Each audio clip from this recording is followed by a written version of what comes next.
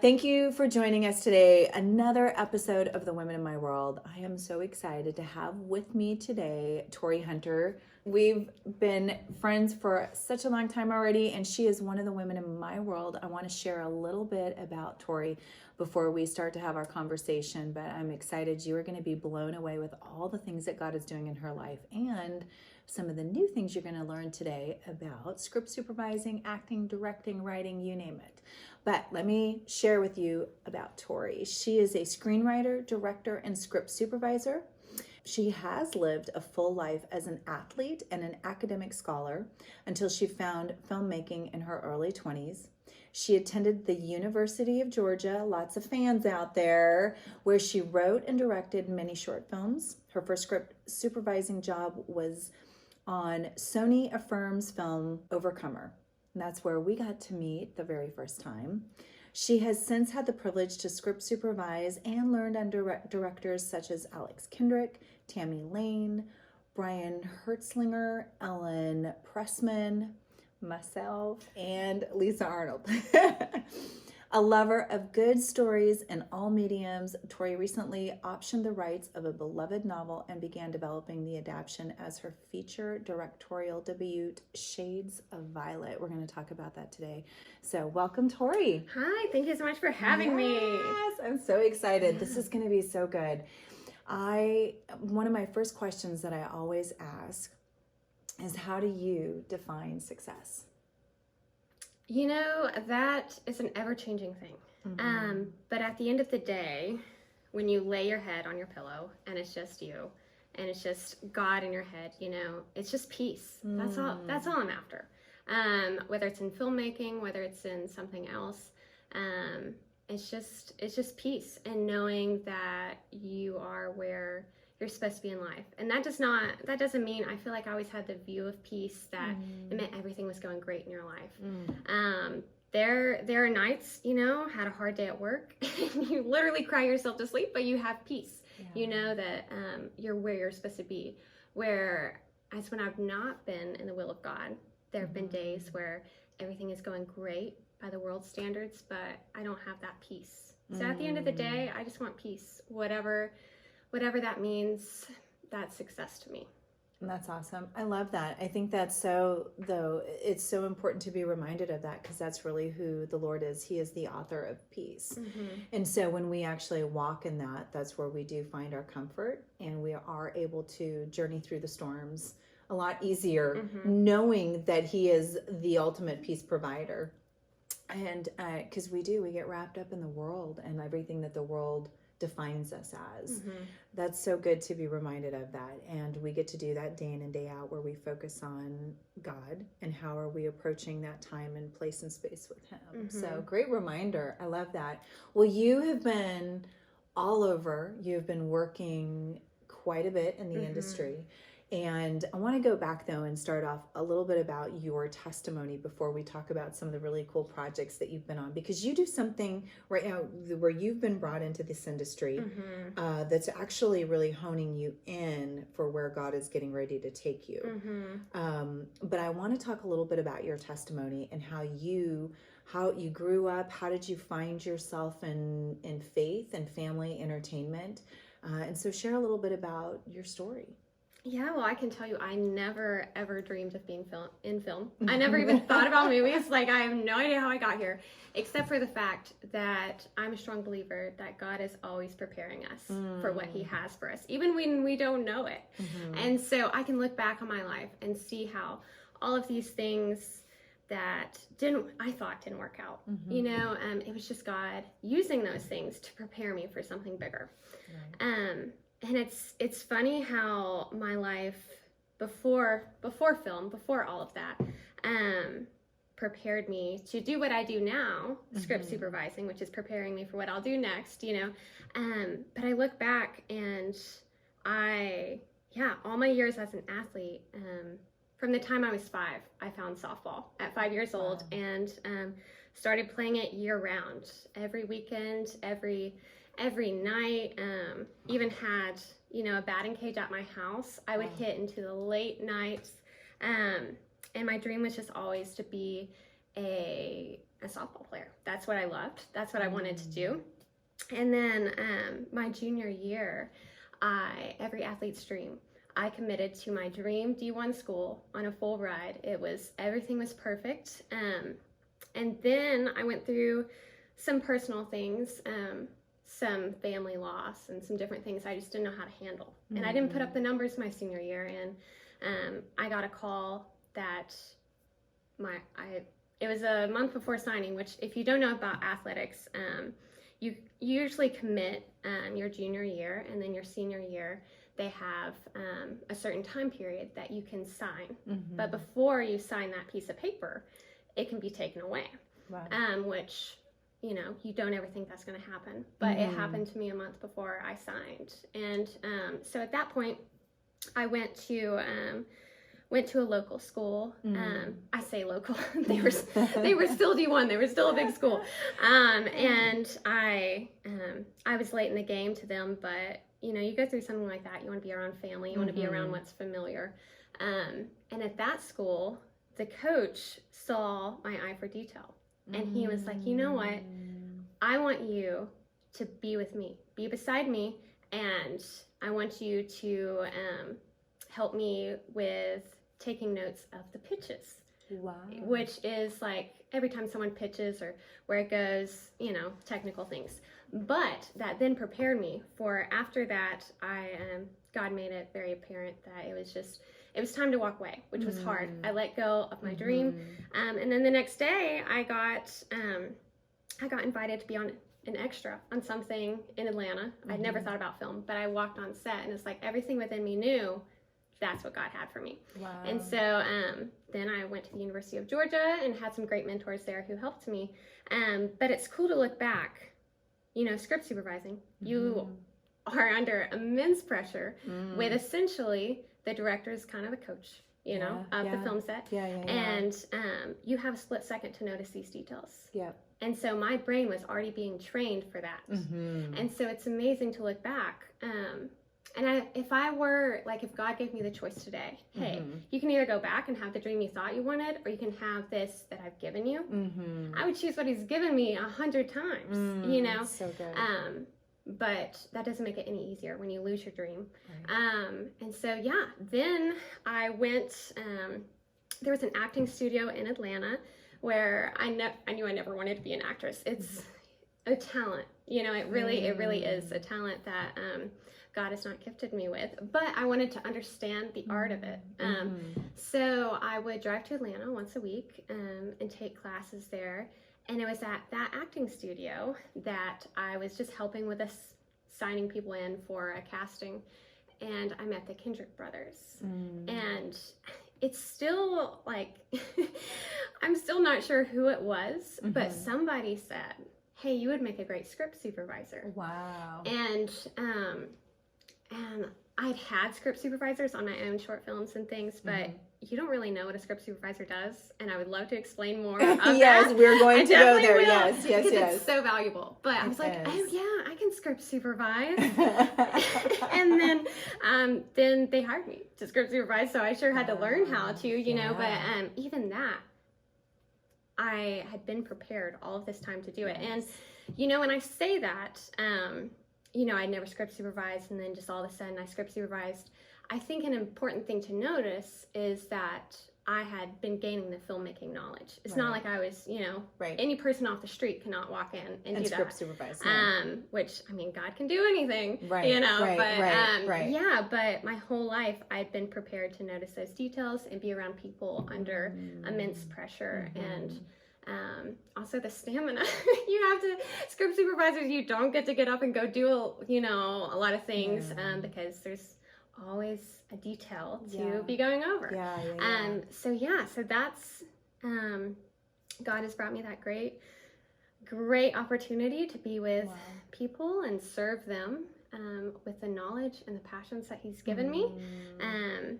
That's where I am now.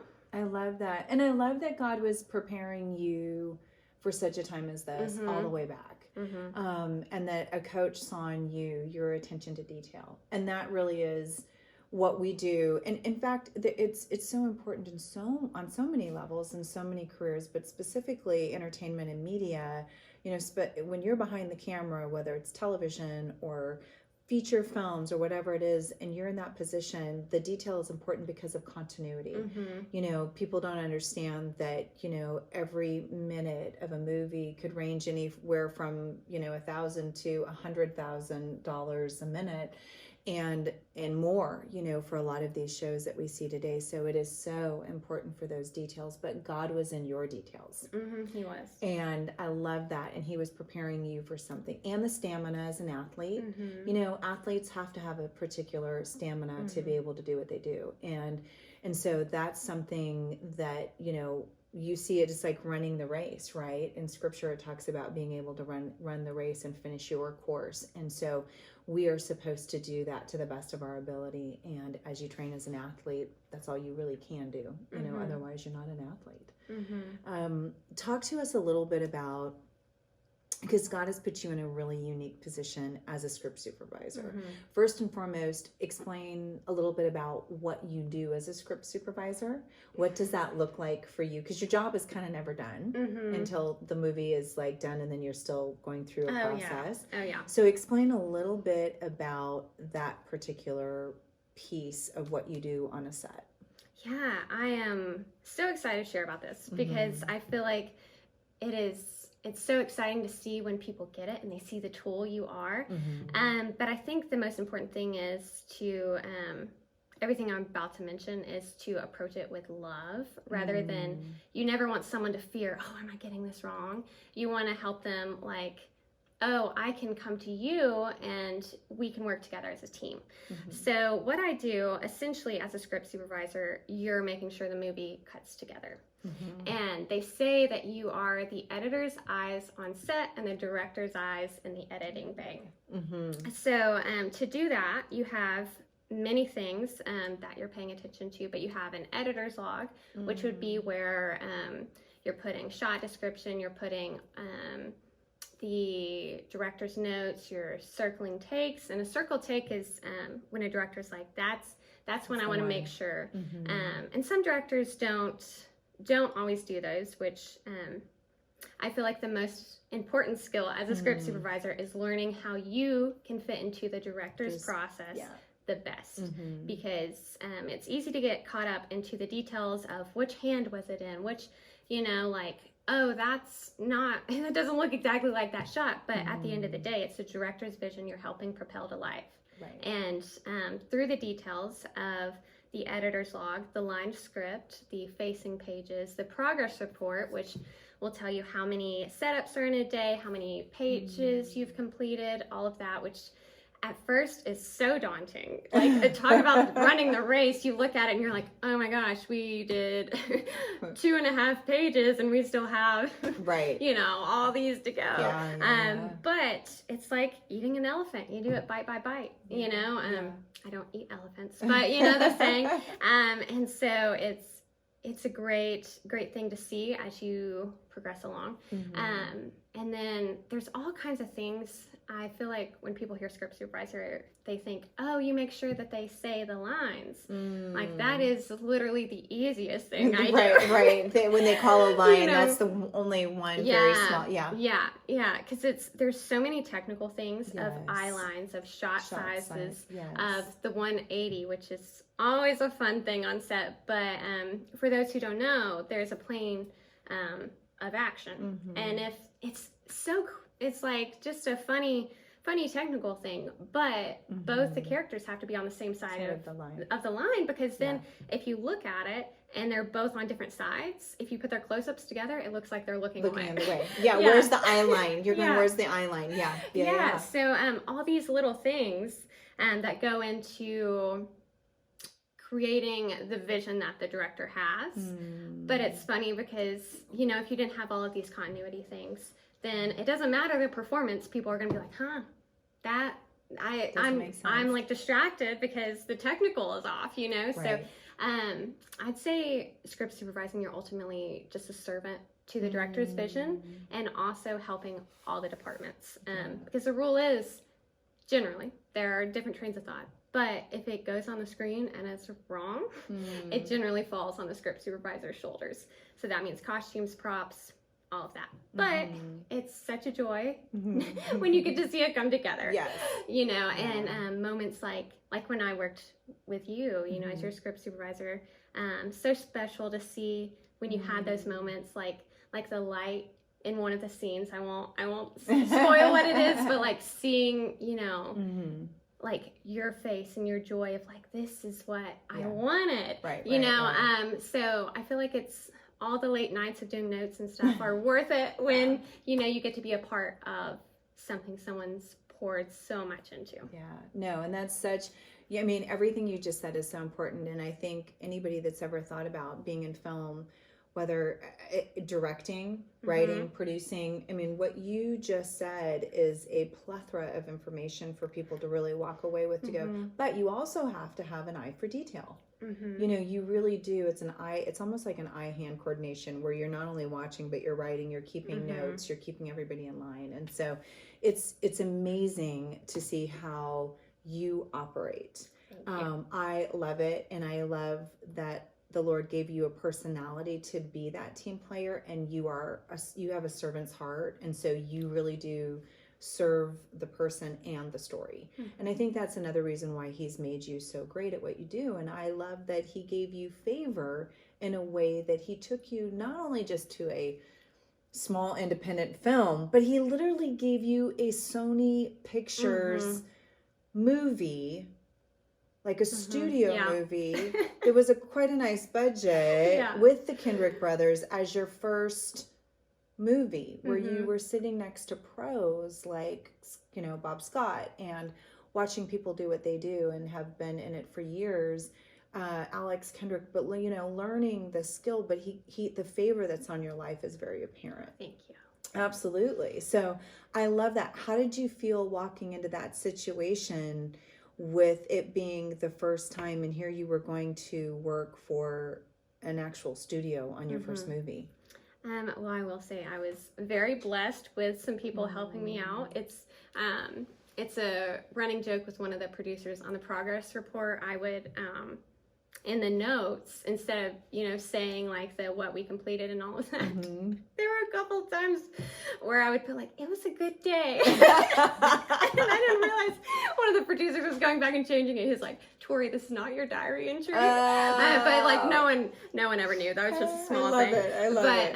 Honestly, I was scared to death. No, I knew I had the filmmaking knowledge, but script supervising is such an interpersonal thing.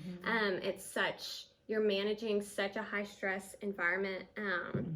And also learning, I had the filmmaking knowledge, but learning the reports. And I learned as much as I could before, but I had maybe 1 or 2 weeks before. Like I'm not sure. It's funny, when God calls you, he doesn't give you a lot of time, you know? No. But it's incredible to look back on, but I won't like sit here and say it was, you know, super easy. When honestly, God just calls us to show up. The biggest battle is to say yes and to show up and give it your all. Because I was scared to death. I was up most nights, you know, because I wasn't super efficient at that point. But I just showed up, and, you know, God helped me through that. I do remember there was one night, I had gone to the PO for some stuff, and I was one of the last ones there, and I hadn't slept in a couple weeks, you know. I'm like, because also this position calls a certain personality that has a bit of perfectionism. So, you know, it like, has to be. it's like sleep or learn how to do my job better. And it's a balance we're all working out. But I remember, for some reason, I was just like there alone in this dark hallway, and their PO was at a church. And I just sat down and I just started crying. I was like, I don't think I can show up to set tomorrow. I can't do this. Even though I had the filmmaking knowledge, but like, it's such a heavy weight because you're a department head and it is just you. Most of the other departments, they have a team that can talk through things, and they have people there with them, but it is just you. And their worship team was practicing this song, You Make Me Brave. And it was like such a cinematic moment. I love it. Yeah, such a cinematic moment. And you go down the wall. Yeah, for sure. I was like sitting there crying, and then You Make Me Brave, and that kind of became my song I would listen to on that, of like, I'm actually such a shy like person who does not want to, put herself out there, but God, Jesus makes you brave if you just step out and you keep your eyes on him. It's when you look around at all the wind and the waves of, I'm not good enough, I don't have the resume, like all these things, that you start to sink. So so I just kept showing up, and they never sent me home. So and that's a win each day. I'm here, I'm still here, I'm going. And I love that you said that, like, when he appoints, he anoints. And so often we just have to walk in the appointment to receive the anointing. And if we don't walk in that appointment, I don't know that we'll receive the anointing. It might look a whole lot different. I always think about that with Queen Esther, because, even though, God calls her, but she has to make a decision, right? To continue to go on and reveal who she is. And it's like, the Lord didn't say, I'm going to use you no matter whether you say yes or no. Mordecai reminds her, like, hey, if you decide not to say yes, he'll bring it from another. And I think so often is we just have to be obedient and brave to step out and step into where God has put us, because then ultimately as well, he's getting ready to do something even more. And all of a sudden he's appointing and anointing you right where you're at. And you're getting ready now. You don't start just at the bottom of serving coffee as a PA. You're literally like, I'm going to elevate you and I'm going to throw you in quick. Yeah. And that's exactly what God did. He was like, here we go. And so then God gets ready. The next thing that happens is what? Tell us a little bit about what the next part of your journey looks like. And maybe even some of the struggles that you were going through, and then where he's brought you at today. Yeah. So after that, it was kind of like, well, where do you go from here? It's right. But from the beginning, I do. My passion from the beginning has been to tell these stories that God's placed on my heart. I won't say that there's a specific job title I'm after, or there's a specific, status I'm after. I'm just after to tell the stories he's placed on my heart. And so after that, I read a little book called The Process of Fraying by an author who is a new voice as well. So it's really cool. But it's about a woman in the 1930s. Wow. Who has a family, has this great farm, these great children, this great life in the South, and then she develops a mental illness midlife. And it's about her fight to stay with her family. That time was not great for people, with mental illness. It wasn't great for women, and their rights. And it's about, the ability of love and her family to, to... her life means something, to love her right where she is. And her fight as well, when society tells her all these things are wrong with her. And which is something I feel like we can all really relate to, of like, we all have those private struggles we go through with our family. And, I don't always feel God in the typical, places you think you would, but I always feel it when my family forgives me. I always feel it when my family shows up for me. My friends who are loyal to me, even when by worldly standards, I might be doing things a bit of a different way. And so I read this book, loved it so much. And so then I read it again. And this is like a 500-page novel. And so I looked at how it could be a movie. Like, I just felt like it was supposed to be a movie. And so I went through the process of optioning the rights, and soon after that, my producer Ken Carpenter came along and was like, you know what, I want to champion this story, which is, we talk about being new, or like, God giving you that favor, but not only does it take your yes, it takes someone else's yes, because someone else has to agree with the vision. Someone else has to come alongside you and help you. And so that was back early 2019. But something as serious as mental illness is not something, from the beginning I knew wasn't something to just jump into. Right. So started developing it, doing all the research, and it took between 2,000 and 3,000 hours of work of research and development until I felt like, okay, this is a script I feel like gets it right. Because people's mental illness, people's lives, is not something to take lightly. And we haven't taken it lightly. So we've been in the process of that, and now we're in the process of looking at options, taking it forward.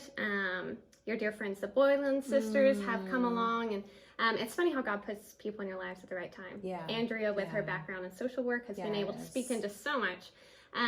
But looking back at that, when I first read that novel, you know, it could be easy to say, God's given me this vision, I'm jumping in. Yeah. But I don't think that's not how God's worked in my life. It's like he's given me a vision for the future, and he calls me to be faithful in the moment. Right. And so that looks like he's given me this great opportunity of script supervising. And I see how I can add to other people's visions while he's developing my own. And so I'm so grateful for this position, because he's given me a brain and an ability to help people tell these stories.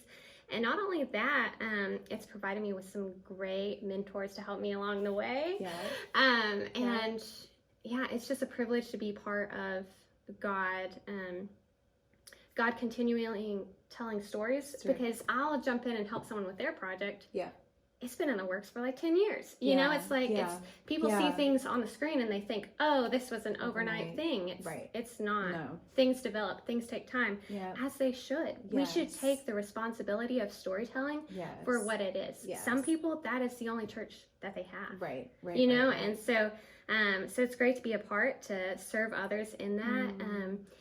And I will say, I know you mentioned PAs and you know, the coffee. I see a lot of similarities, because what God calls us to do is to be faithful where he puts us. Exactly. And so for me, that just happened to be where he put me first. But I have no doubt that wherever you are, if you are faithful to the position God has given you, if you show up every day and give it your all, you know, he can do anything, you know, like. It's huge. It's huge. Well, and he's connecting.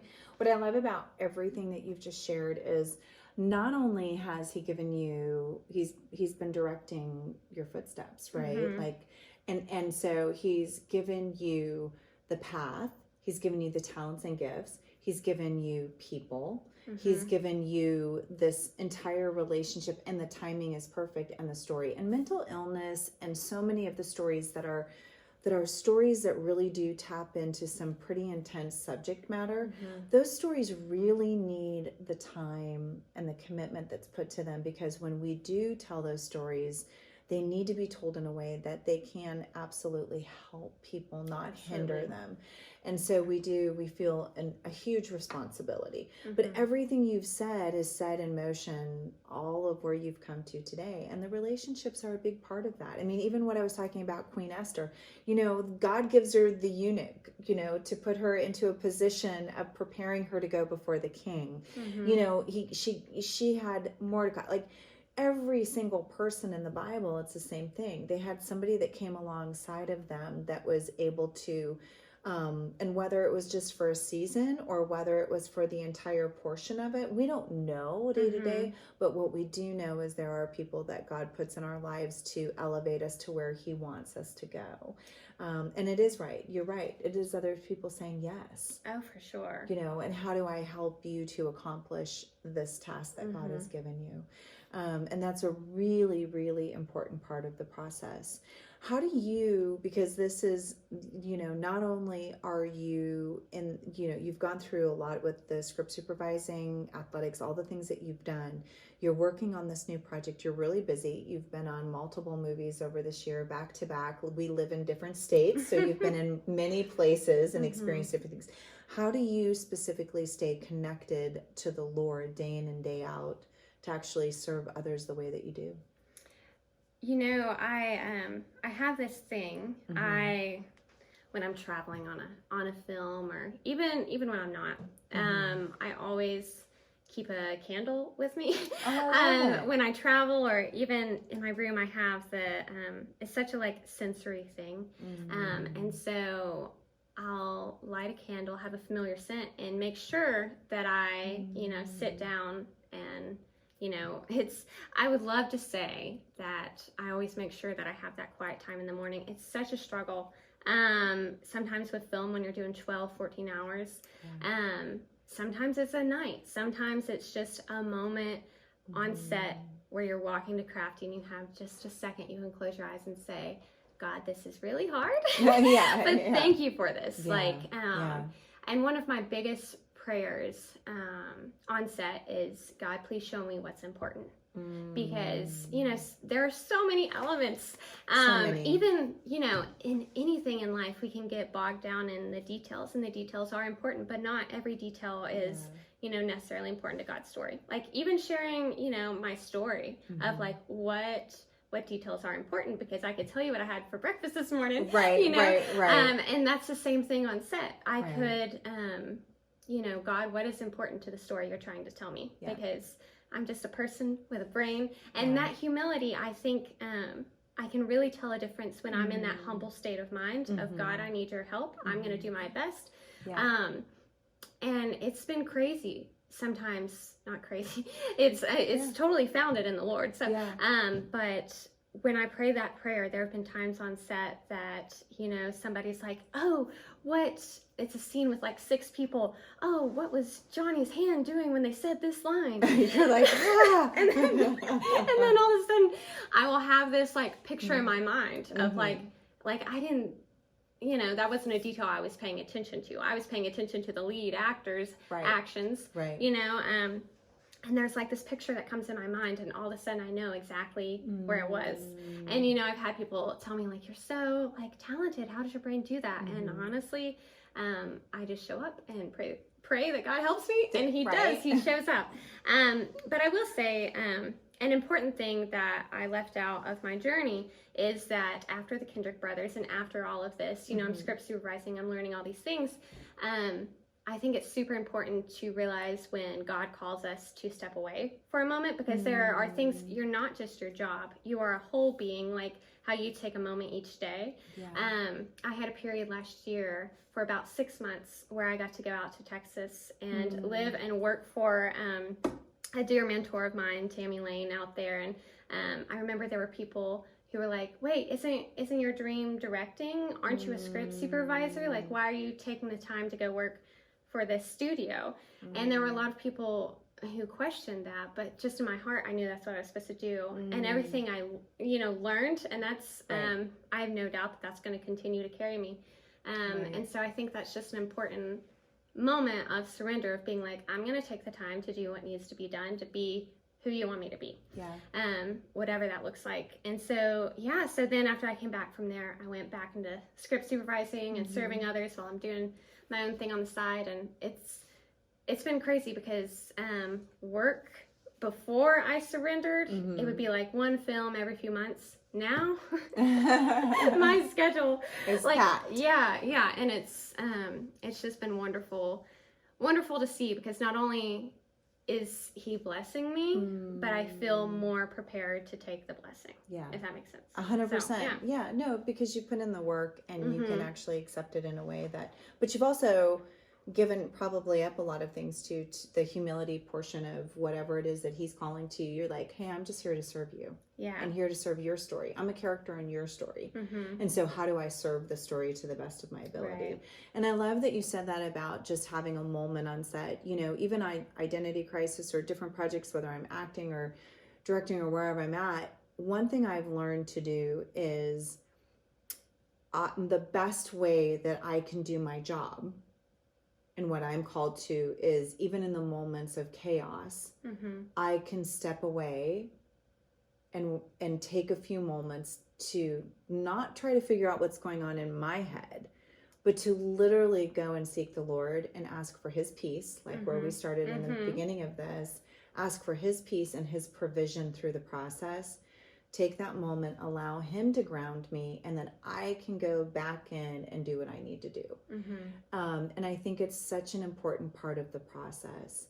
Well, as we're starting to wrap up, because this has been amazing because it's such a different conversation than some of the other ones that I've had, and I love this perspective of how you serve in the portion of this movie. And people, even everybody that's listening right now, you won't even be able to get a full vision of what a script supervisor does, but really they're the eyes, ears, nose, the whole 9 yards of what a director and an editor need. And I love even the process of you talking about you're walking through this process with the director, because it's really about the editing bay at the end.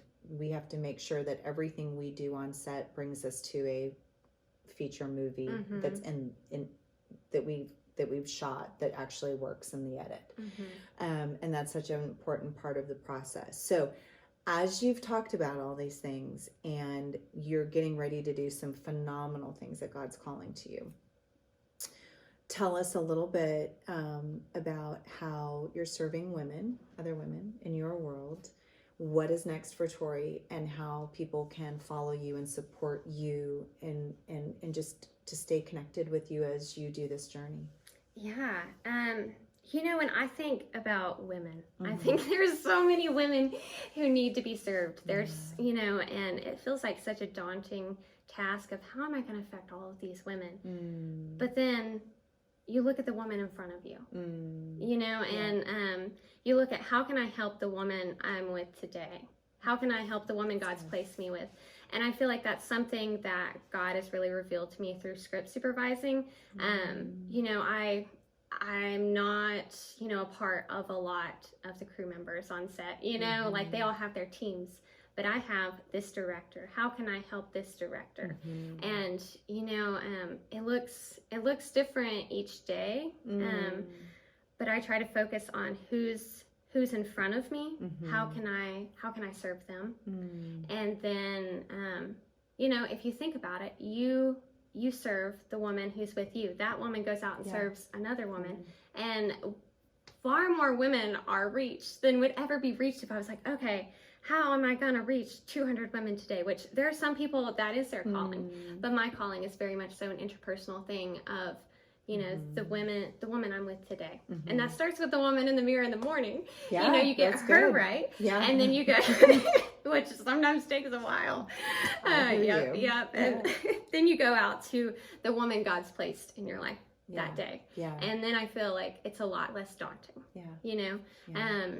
And what's next for Tori is continuing to serve the woman that is in my life today, and that that woman would be Violet, the film I'm trying to make, the film I am making. So I actually changed the title in the adaptation from The Process of Fraying to Shades of Violet, because the main character's name is Violet. And it's like she was a friend of mine. It's like I knew her from the moment I read it. It was like my friend or my aunt was going through this struggle. And so I started serving her through how am I going to get her story out there. And so I'm, going through the process with the great people God's put around me. And in the meantime, I'm still serving others through script supervising. Yeah. And, I don't think that's something that I will ever stop. It might look different in different seasons of my life because God's placed so many stories on my heart. We'll see what he does with them. So I'm being faithful in the job of script supervising. And honestly, it's such a joy to help people. While I'm also serving Violet and serving her story and trying to get it out there. And so people can follow along with that on my Instagram. I think it's Tori _Hunter _ or my website, which have some grace. It's funny, you do things, in your early 20s and they follow you. Yeah, they follow. Yes, they do. Yes. Like I made my website. I decided, Tori Rose Hunter, that's my name. That's a good website. That's a good name. Yeah. Well, now I'm stuck with my email is Tori@ToriRoseHunter.com, and there's people never like don't smile when they say that. Like, huh, okay. But yeah, that's where you can follow me, ToriRoseHunter.com, or my Instagram. I have a lot of exciting projects coming up, but an interesting thing about script supervising is I hope that I can be a safe place for the director, for production, whoever. So I'm at the moment very limited in like things I can share, but hopefully, you know, in the future I can share more of my journey. Things are coming, but we'll see. I'm excited to see what happens. Yes. Well, I can't wait. Of course, you're one of the women in my world that I hope will always be by my side. Yes. So that's, and vice versa. Yes. So I'm just really excited to see what God is going to do through you. And, you know, and I love that you said, I'm not going to just give up script supervisor. You know, I always think about all the places that God calls us to, and we get to just be a vessel. You know, and people will always say to me, well, which one do you want to do more? Or what do you not like to do? Or what do you, and it's like, nope, that's not my vocabulary. My vocabulary is my hands are open. And if God calls me to this position to serve, that's how I'm going to serve. And that's even the PA serving coffee. If that's what somebody needs, then I'm going to go do that in that particular time, because obviously there's a plan for it.